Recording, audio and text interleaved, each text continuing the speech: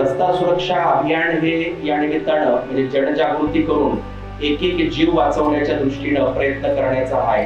तर या महिन्यामध्ये 1 जानेवारी ते आतापर्यंत अनेक उपक्रम राबवले।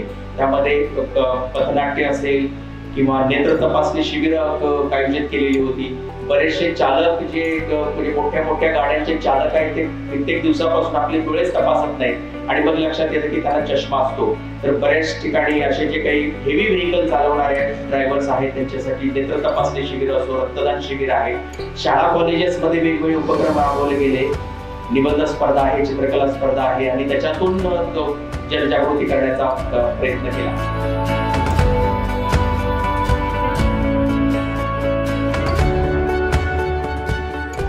पोलीस विभागाचे आवर्जून या ठिकाणी अभिनंदन करायचे की आपण शालेय विद्यार्थी आणि विद्यार्थिनींना सुद्धा यामध्ये सहभागी करून घेतलं।